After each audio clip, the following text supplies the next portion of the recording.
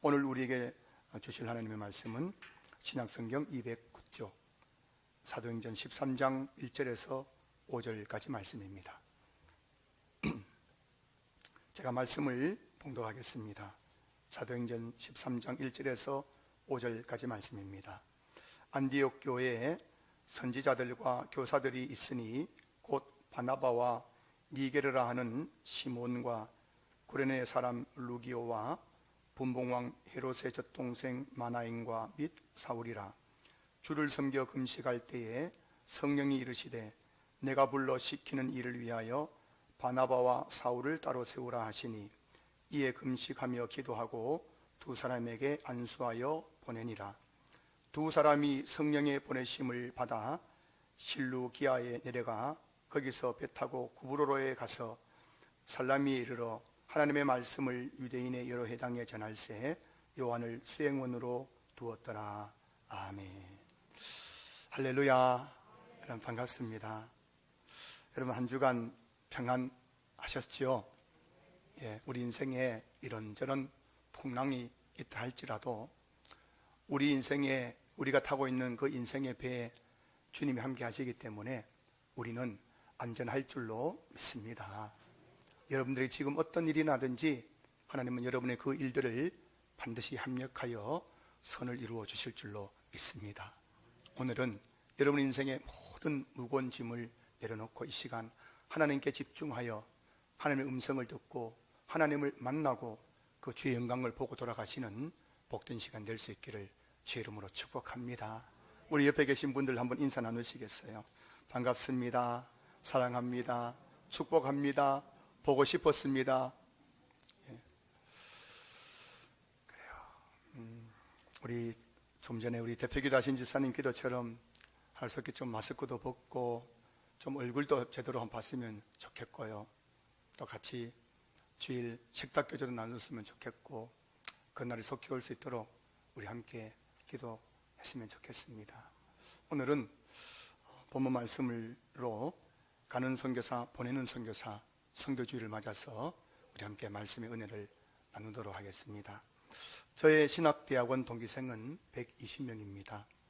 우리는 신학대학원 3년 동안 동고동락하면서 함께 공부를 했습니다.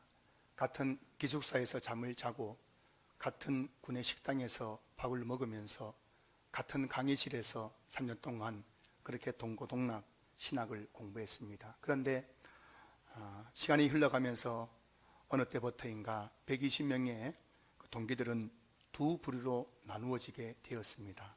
한쪽에는 신학교를 졸업하고 나도 한번 멋지게 목회를 해보겠다고 목회 꿈을 꾸는 동기들이 있었고, 또 한쪽에는 선교사가 되겠다고 선교사의 꿈을 가지고 열심히 선교 훈련을 하고 있는 동기들이 있었습니다. 똑같은 신학교에서 똑같은 기숙사에서 똑같은 밥을 먹고 똑같은 신학을 공부하였지만 어느 순간 그들의 삶의 방향은 완전히 달라져 있었습니다. 그 중에 한 분은 지방명문 국립대학교에서 수학 박사학위를 받은 분이 있었습니다. 박사학위를 받은 후에 국내 여러 대기업에서 스카우트 제의가 있었지만 모두 뿌리치고 신학교에 입학했습니다. 그리고 3년 동안 선교사가 되겠다고 열심히 선교사 훈련을 받았습니다. 그의 마음속에는 인도 선교에 대한 기대감으로 가슴이 뜨거워 있었습니다. 여러분은 인도라는 나라를 조금은 아실 것입니다. 힌두교의 나라, 카스트 제도가 있는 나라, 여성의 인권이 유린되는 나라, 버젓이 버스에서도 여성들이 성폭행당하고도 아무 일 없었던 것처럼 여겨지는 나라, 그리고 그 넓은 광활한 땅에 석회수가 가득하여서 땅에서 나는 물을 절대 마실 수 없는 나라, 그 물을 마시고 너무나 많은 사람들이 30세, 40세에 그렇게 병으로 죽어가는 나라, 그것이 바로 인도입니다. 만약 인도에 한 번쯤 여행을 간다면 여행에 대한 기대감으로 가슴이 부을 수 있겠지만 그곳에서 한평생 선교를 하면서 살아야 한다면 과연 그 인도라는 나라는 그렇게 썩 기대가 되고 생각만 해도 즐거운 나라는 될 수 없을 것입니다. 그런데도 그의 마음속에는 인도 선교에 대한 기대감으로 부풀어 있었습니다. 그리고 이분은 신학교를 졸업하고 교단 선교부에서 인도 선교사로 훈련받은 후에 또 모교와 같은 안양의 심교에 파송을 받고 지금은 인도 선교사로 열심히 사역을 하고 있습니다. 한때는 수학 박사로 잘 나가던 사람이었습니다. 국내 굴지의 대기업에서 스카우트 제의를 받았던 사람입니다. 하지만 지금은 이름도 없이 빚도 없이 자신의 전 생애를 바쳐 인도 선교를 위해서 헌신하고 있습니다. 한 번은 이분이 국내에 잠시 귀국할 일이 있었는데 그때 목사님들의 그 모임인 노회가 개최되었습니다. 그리고 이분이 노회에 참석을 하게 되었습니다. 제가 그때 그 노회의 광경을 지금도 생생히 기억하고 있습니다. 그 노회에 열리는 그 예배당 안에는 멋진 양복을 쫙 빼입은 목사님들이 앉아 있었습니다. 그리고 그분들의 시선을 벗어난 저 한쪽 구석에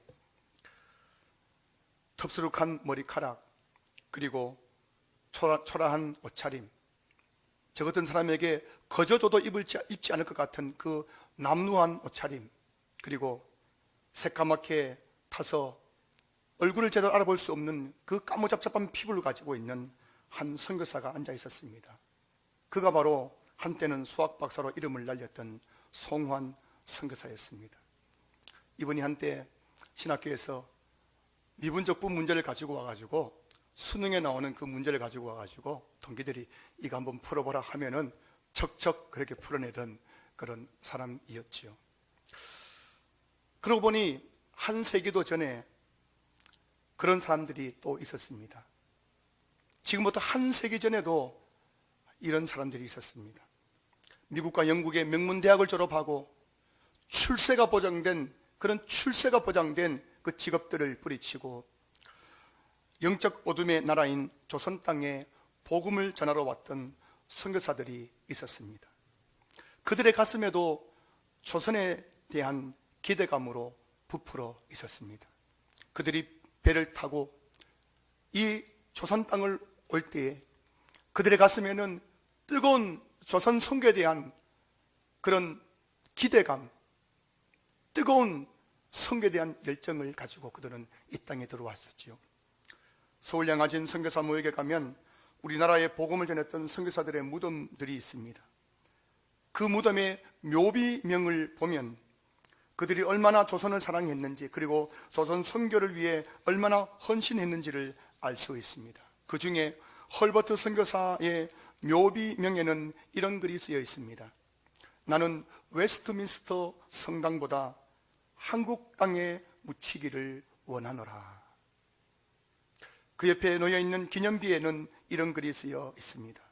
한국인보다 한국을 더 사랑하고 자신의 조국보다 한국을 위해 헌신했던 빅토리아풍의 신사 헐버트 박사 이곳에 잠들다.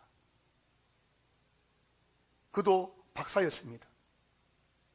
명문대학을 졸업하고 박사학위를 받고 출세가 보장되었지만 영적 어둠의 나라 이 조선 땅에 복음을 전하겠다고 한국인보다 한국을 더 사랑하고 자신의 조국보다 한국을 위해 더 헌신했던 헐버트 박사. 여러분, 여러분의 조국을 사랑하십니까? 대한민국을 사랑하세요? 그러나 누군가는 이 대한민국을 위해서, 한국을 위해서 자신의 전 생애를 바치고 박사학위를 내려놓고 이곳에 와서 복음을 전했던 그런 사람도 있었습니다. 우리에게는 다소 생소한 이름인 루비 캔드릭 선교사의 묘비명에는 이런 글이 쓰여 있습니다. 내게 줄 수 있는 1000번의 생명이 있다면 나는 그 1000번의 삶을 한국을 위해 바치겠다. 여러분, 한국인보다 한국을 더 사랑하고 자신의 조국보다 한국을 위해 더 헌신했던 사람들이 있었습니다. 내게 줄 수 있는 1000개의 생명이 있다면 나는 그 1000번의 삶을 한국을 위해 바치겠습니다. 어떻게 이런 일이 가능할까요? 어떻게 이런 일들이 가능할 수 있을까요?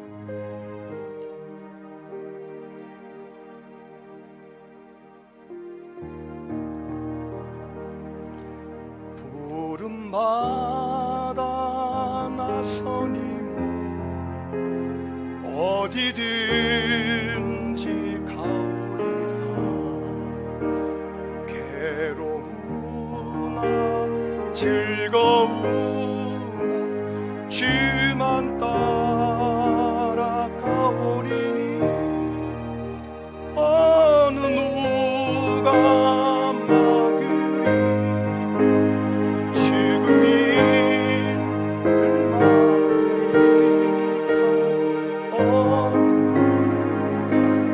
막으리까. 죽음이 늘 막으리까.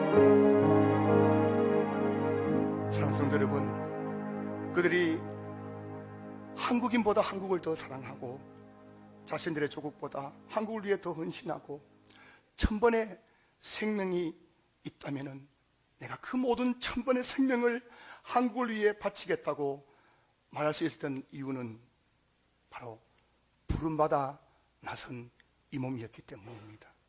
하나님께서 그들을 조선의 선교사로 불러주셨기 때문입니다. 단 한 가지 이유, 하나님이 그들을 조선의 선교사로 불러주셨기 때문에 당시 유럽 사람들에게 너무나 생경했던 그 아골골짝 빈들 같았던 조선 땅에 그들은 복음을 들고 와서 이 땅에 예수 그리스도의 피 묻은 복음을 전했던 것입니다. 사도행전 9장 1절 2절 말씀 보시면은 사울이 주의 제자들에 대하여 여전히 위협과 살기가 등등하여 대제사장에게 가서 다메섹 여러 회당에 가져갈 공문을 청하니 이는 만일 그 도를 따르는 사람을 만나면 남녀를 막론하고 결박하여 예루살렘으로 가져오려 함이라. 이 사울, 이 사도행전 9장 1절에 나오는 이 사울이 바로 먼 훗날 기독교 역사를 완전히 바꾸어 놓았던 이방인의 사도 바울이 되었습니다. 교회를 잔멸했던 사람, 예수 믿는 사람을 잡아 옥에다가 끌어다가 옥에 넘겼던 이 바울이 어떻게 이방인의 사도가 될 수 있었을까요? 사도행전 9장 4절 6절까지 말씀 보시면은 땅에 엎드러져 들음에 소리가 있어 이르시되 사울아 사울아 내가 어찌하여 나를 박해하느냐 하시거늘 대답하되 주여 누구시니까 이르시되 나는 내가 박해하는 예수라. 너는 일어나 시내로 들어가라. 내가 행할 것을 내게 이를 자가 있느니라 하시니. 여러분, 교회를 잔멸했던 사람, 예수 믿는 자를 잡아다가 옥에 넘겼던 이 바울이 어떻게 이방인의 사도가 될 수 있었다고요? 예수님이 그를 찾아오셔서 그를 이방인의 사도로 불러주셨기 때문이었습니다. 어느 날 이 바울은 갈라디아에 있어서 이런 고백을 합니다. 갈라디아 2장 8절 말씀, 베드로에게 역사하사 그를 할례자의 사도로 삼으신 이가 또한 내게 역사하사 나를 이방인의 사도로 삼으셨느니라. 하나님께서 나를 이방인의 사도, 즉 선교사로 삼으셨다는 것입니다. 하나님이 나를 불러주셨기 때문에 내가 이방인의 사도가 되어 복음을 전했다는 것입니다. 저는 중학교 2학년 겨울방학 때 교회 부흥회 참석해서 강사 목사님의 설교를 듣는 중에 얼마나 은혜를 받았든지 그 집회가 마치고 강사관패에 엎드려서 하나님 제가 중국 선교사가 되겠다고 그렇게 소원 기도를 드렸습니다.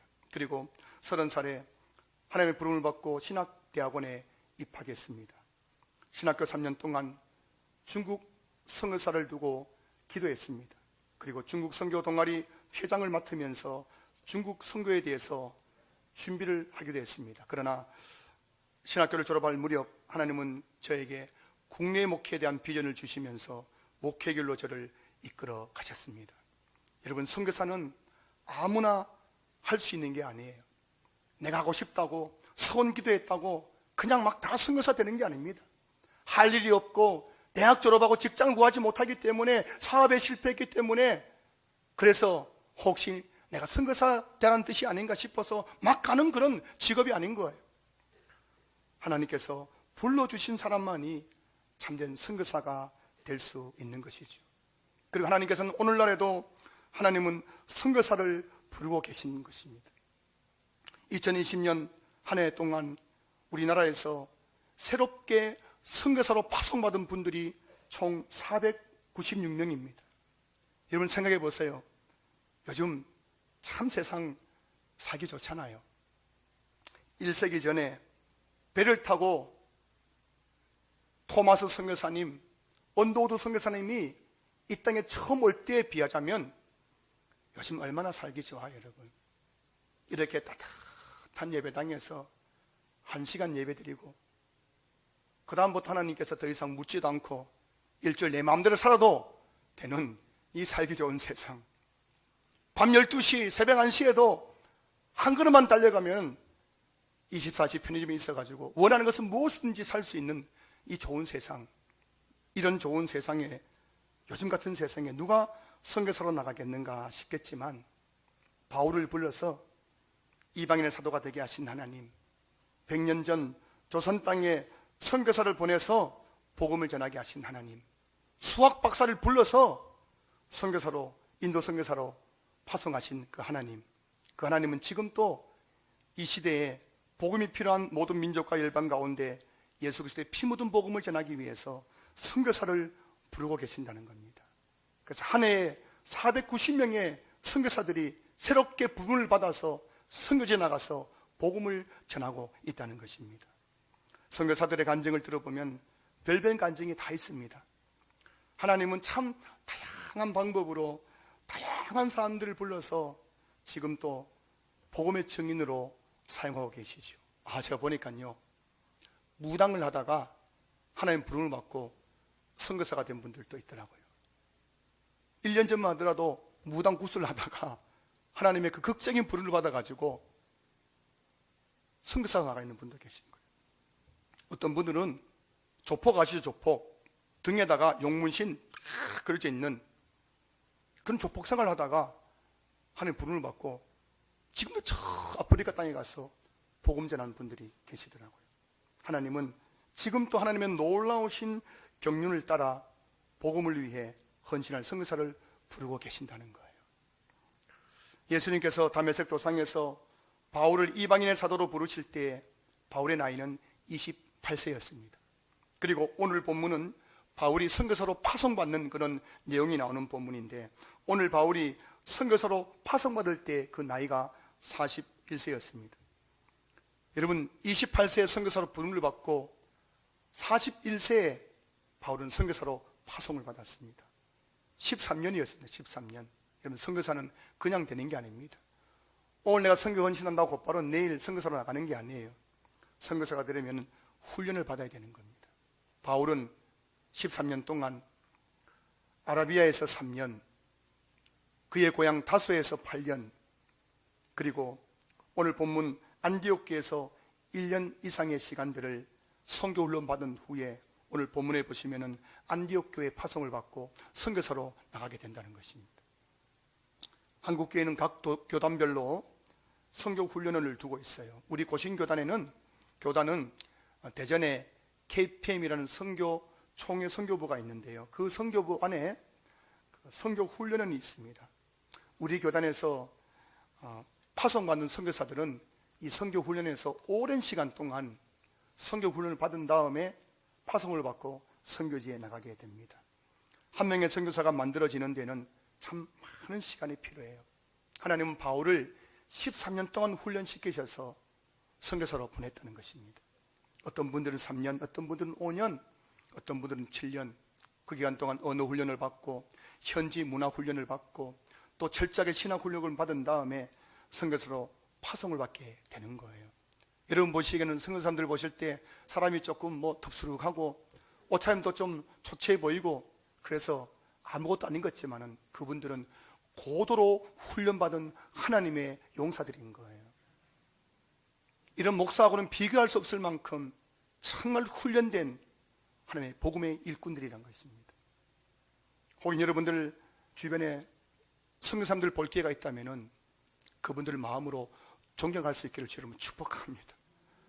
저 사람 내보다 보이게 생긴 것도 그렇고 얼굴도 까무잡잡하고 머리카락은 덥수룩 가고 옷차림도 좀 초라해 보이고 무시할 대상이 아니에요. 그들에게는 훈련된, 아주 고도로 훈련된 하나님의 용사들인 거예요. 오늘 본문은 바울이 선교사 훈련의 마지막 과정으로 안디옥 교회에서 1년 이상의 선교 훈련을 받은 후에 선교사로 파송받는 장면을 기록하고 있습니다. 1절을 보시면은 안디옥 교회가 나옵니다. 안디옥 교회. 여러분, 안디옥 교회가 어떤 교회냐? 안디옥 교회는 최초의 이방 교회죠. 기독교 최초의 교회는 바로 예루살렘 교회입니다. 그런데 이 교회가 예루살렘 이스라엘 땅을 벗어나서 이방 지역에 최초로 세워진 교회가 바로 안디옥 교회.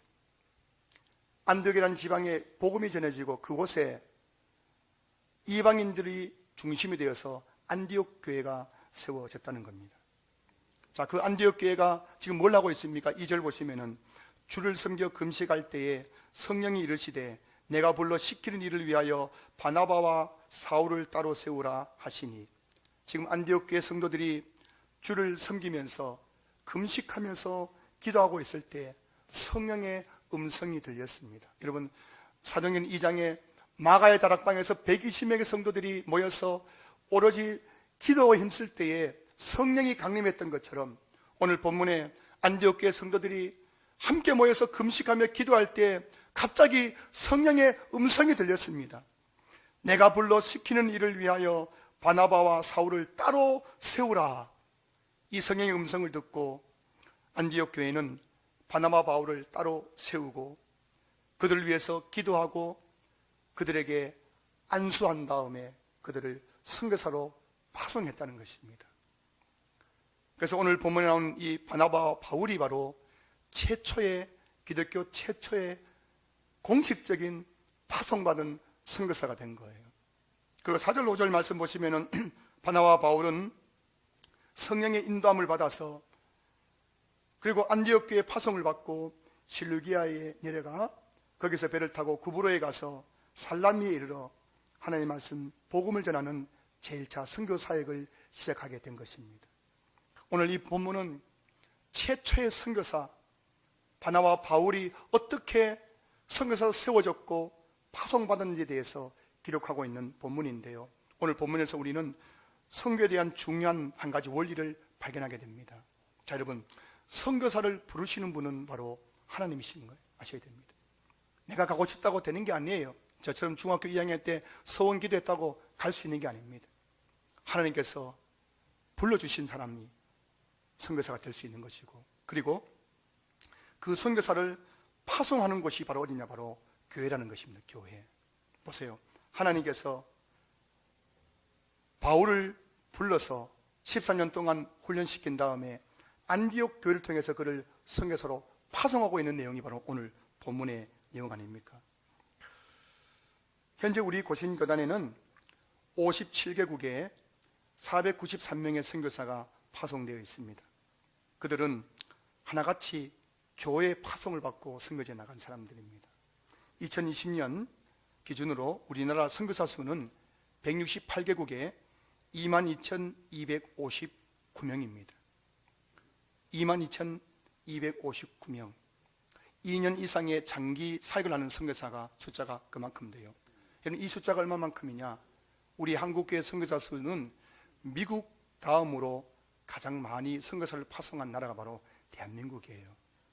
전 세계는 250여 개국의 나라가 있는데 그 중에서 선교사를 두 번째로 많이 파송한 나라, 인구 대비로 하자면은 미국보다 인구 대비해서 더 많은 선교사를 파송한 나라.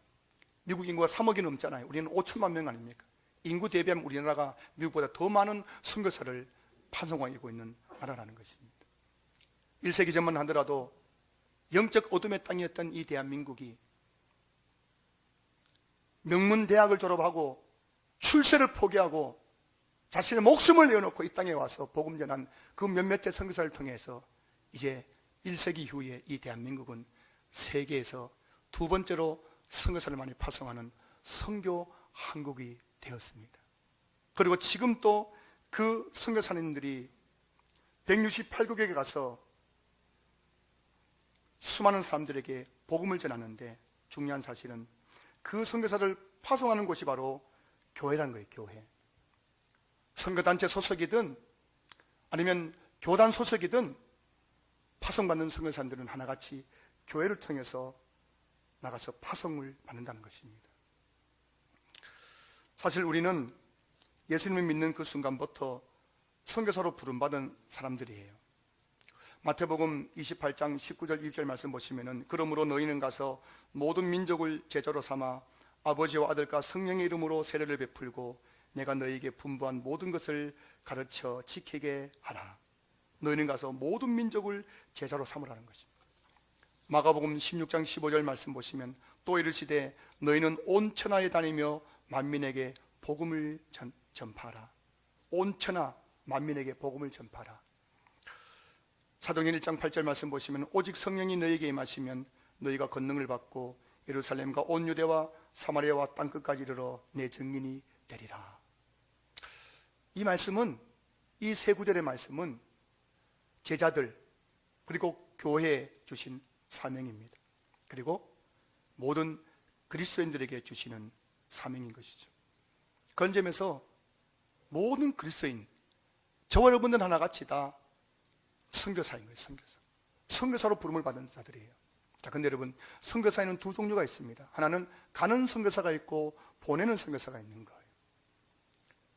선교 훈련을 받고 파송받아 선교제 나가는 선교사들은 가는 선교사이고, 교회와 그 교회에 있는 성도들은 하나같이 바로 보내는 선교사인 거예요. 보내는 선교사. 우리가 다 선교지를 가버리면 어떻게 되겠습니까? 우리가 다 가는 선교사면은 이 신앙교회는 누가 지키겠어요? 한국교회는 누가 지키겠습니까? 그래서 하나님은 어떤 이는 불러서 가는 선교사로 파송하고 어떤 이는 불러서 교회를 통해서 보내는 선교사의 사명을 주셨다는 것입니다. 그리고 오늘 하나님은 저와 여러분들을 보내는 선교사로서 이곳에 불러주신 줄로 믿습니다. 그래서 여러분, 저와 여러분들은 보내는 선교사예요. 보내는 선교사. 가는 선교사가 있다면은 보내는 선교사도 있어야 됩니다. 어쩌면 여러분, 가는 선교사만큼이나 보내는 선교사도 중요한 거예요. 선교사들이 선교지에서 복음을 전할 때 가장 필요한 것은 기도입니다. 기도. 그래서 우리 보내는 선교사의 사명은 바로 선교사를 위해서 기도하는 거예요. 기도하는 거. 무엇보다 우리 교회가 파송한, 우리 교회가 후원하고 있는 이 선교사님들, 강준규 선교사님, 김창수 선교사님, 전성원 선교사님, 이 세 분을 위해서 우리는 기도하는, 보내는 선교사 사명을 받았는 거예요. 그리고 그들을 위해서 선교비를 후원하고, 이 선교사님들이 국내에 들어왔을 때 안식처를 제공하고 그들의 필요를 제공하고, 이렇게 그들 필요를 채워주기 위해서 보내는 선교사가 있어야 한다는 겁니다. 보내는 선교사가 없으면 가는 선교사는 복음을 전할 수가 없는 거예요. 언더우드 선교사, 아펜젤러 선교사, 이런 분들이 이 땅에 와서 복음을 전할 때 그들을 고국 교회가 그들을 위해서 기도하고 성도비를 보내줬기 때문에 그들은 사회 갈 수 있었던 것이죠. 지금 우리 교회는 세 분의 선교사님들에게 매월 10만 원씩 후원하고 있습니다. 강준규 선교사님, 또 중국에서 살고 계시고요, 아제르바이잔에서 선교하시는 김창수 선교사님, 그리고 스리랑카에서 살고 있는 전성은 선교사님, 이분들에게 매월 10만 원씩 후원하고 있는데, 선교지에서 이 10만 원은 엄청난 돈입니다. 여러분들이 선교사를 위해서 기도하고 있다면, 여러분들이 선교사님들을 위해서 선교연금을 하고 있다면, 그리고 오늘 이 선교주일에 여러분들이 선교사님들의 그 생활의 필요를 돕기 위해서 선교 물품을 가지고 그것을 기증하셨다면 여러분들은 정녕 보내는 선교사인 줄로 믿습니다. 우리 옆에 계신 분들에게 한번 인사하시겠습니까? 당신은 보내는 선교사이십니다. 인사만 하세요. 여러분은 선교사입니다. 어떤 선교사냐고요? 보내는 선교사. 가는 선교사도 귀한 분들이지만 보내는 선교사도 얼마나 귀한지 몰라요. 9월 마지막 주일 중직자 회의에서 어떤 분이 이런 말씀을 하셨습니다. 우리 교회가 매년 선교사 한 분씩 더 후원하는 교회가 되었으면 좋겠습니다. 그 말을 듣고 제가 너무 감동을 받았어요. 여러분, 주님이 당신의 핏값비에 세우신 교회가 해야 될 가장 중요한 사명은 가는 선교사를 돕는, 보내는 선교사의 사명을 감당하는 것이거든요. 그러니 우리가 한 해 한 해 가면 갈수록 한 분씩 더 후원한다는 것은 보내는 선교사 사명을 더 잘 감당한다는 것입니다. 그래서 저는 우리 신한교회가 보내는 선교사의 사명을 잘 감당하는 교회가 될 수 있기를 주의 이름으로 축복합니다. 그래서 우리 교회가 매년 선교사 한 분씩을 더 후원하는 교회가 될 수 있기를 주의 이름으로 축원합니다. 코로나 바이러스 상황이 장기화되면서 선교 후원금이 줄어들거나 선교 후원이 중단되어서 어려움을 겪는 선교사님들이 점점 늘어나고 있다는 보고가 있습니다. 선교지에 남아있는 선교사님들은 열악한 의료 환경과 불안한 치안 때문에 많은 어려움을 겪고 있고, 몇몇 선교사님들은 코로나 바이러스에 감염되었지만은 병원에 갈 수 있는 형편이 되지 못해서 그 고통을 집에서 감당하면서 어려움을 겪고 있는 분들도 계신다는 소식을 듣고 있습니다.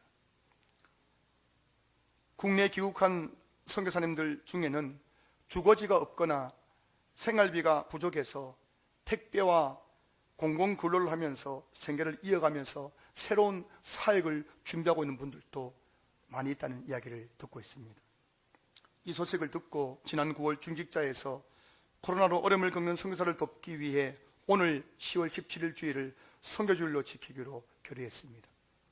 사랑하는 성도 여러분, 지금 저와 여러분들도 삶의 무거운 짐을 지고 살아가고 있습니다. 저와 여러분들도 참 여러 가지 인생의 문제와 고난과 환난과 눈물을 가지고 살아가는 벅찬 인생을 살아가고 있겠지만, 우리를 대신해서 가는 선교사가 되어서 복음을 전하기 위해 5대 6대지 흩어져서 저 중동 땅에서 러시아 복음을 전하기 위해 수고하시는 코로나19로 어려움을 겪고 있는 선교사님들의 삶의 무게를 한번 좀 생각해보는 그런 선교주일이 되었으면 좋겠습니다. 여러분들이 겪고 있는 그 삶의 무게만큼이나 더 큰 삶의 무게와 사역의 무게를 짊어지고 힘든 가운데 계시는 선교사님들, 지금 그들에게 우리 신한교회가 그들을 도우라고 성령님이 말씀하고 계신 줄로 믿습니다. 멀리 100년 전 내게 줄 수 있는 1000개의 생명이 있다면 나는 그 1000번의 삶을 한국을 위해 바치겠노라고 고백했던 그 선교사들의 거룩한 희생이 있었기에 영적 암흑의 땅이었던 조선 땅에 복음이 들어와서 지금은 전 세계 168개국에 22,259명의 선교사를 파송하는 선교 한국이 될 수 있었습니다. 세계에서 인구 대비 가장 많은 선교사를 파송하는 나라, 그 시작은 자신의 삶을 헌신한 몇 명의 미국, 그리고 캐나다, 그리고 영국 선교사들에 의해서 이루어지게 되었던 것입니다. 지금 파송받은 이 선교사님들의 거룩한 희생으로 말미암아 전 세계 168개국에 뿌려진 복음의 씨앗이 언젠가 제2의 제3의 선교한국 같은 나라들을 탄생하게 할 줄로 믿습니다. 지금은 저 중동 땅이지만, 지금은 저 아시아의 이름 없는 나라들이지만, 그 땅에 복음 들고 나간 이 대한민국의 그 선교사님들의 그 선교의 희생을 통해서 언젠가 그 나라에도 대한민국처럼 선교한국, 세계에서 가장 선교사를 많이 배출하는 그런 나라가 하나님께서 되게 하여 주실 줄로 믿습니다. 오늘 선교주일을 맞아 여러분이 선교금을 드리고 선교물품을 기부하는 것은 단순히 하나의 교회 행사가 아니라는 것을 기억하셨으면 좋겠습니다. 주님이 맡기신 복음의 사명을 감당하는 거룩한 일이요, 보내는 선교사 사명을 감당하는 위대한 사역인 줄로 믿습니다. 말씀을 마무리하겠습니다. 저와 여러분들은 보내는 선교사예요. 여러분은 선교사이십니다. 가는 선교사는 아니지만 보내는 선교사인 거예요. 하나님은 저와 여러분들을 보내는 선교사로 불러주셔서 이곳에서 그 사명을 잘 감당하라고 우리에게 말씀하고 계십니다. 여러분이 기호식품으로 매일 마시는 그 커피 한 잔 줄이고, 가족들과 함께 즐기는 외식 한 번만 줄이고, 그 돈을 성경금으로 하나님께 올려드리면, 여러분 그 작은 돈을 통해서 선교지에서는 놀라운 복음의 열매들이 맺혀지게 될 것입니다.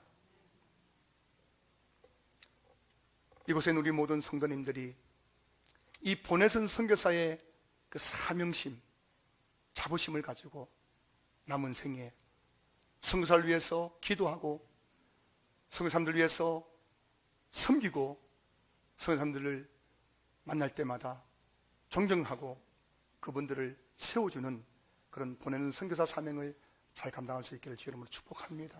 그리고 우리 신한교회가 주님 다시 오실 그날까지 이 거룩한 보내는 선교사 사명을 더욱 잘 감당하는 교회, 해가 가면 갈수록 더 많은 선교사님들을 후원하고 섬길 수 있는 교회가 될 수 있기를 제 이름으로 축원합니다.